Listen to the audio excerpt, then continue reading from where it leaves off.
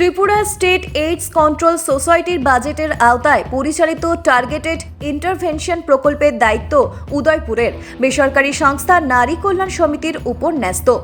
সংস্থার বর্তমান সম্পাদিকা শ্রীমতী সীমা দাস অভিযোগ উঠেছে, প্রকল্পের মূল লক্ষ্য নির্দেশিকা উপেক্ষা করে দীর্ঘদিন ধরে অনিয়মের মাধ্যমে কার্যক্রম পরিচালিত হচ্ছে।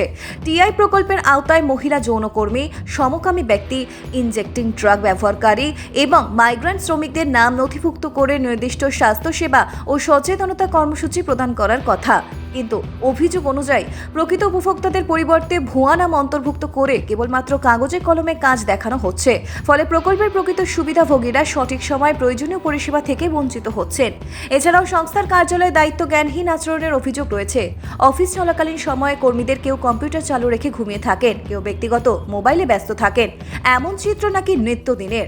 প্রকল্পের নির্ধারিত নিয়ম, মনিটরিং প্রক্রিয়া এবং পরিষেবা প্রদানের মানদণ্ড যথাযথভাবে মানা হচ্ছে না বলে অভিযোগ। এই পরিস্থিতিতে সংশ্লিষ্ট মহলে প্রশ্ন উঠছে, সরকারি অর্থে পরিচালিত একটি গুরুত্বপূর্ণ স্বাস্থ্য প্রকল্পে যদি এমন অনিয়ম চলতে থাকে, তবে ঝুঁকিপূর্ণ জনগোষ্ঠীর স্বাস্থ্য সুরক্ষা কিভাবে নিশ্চিত হবে?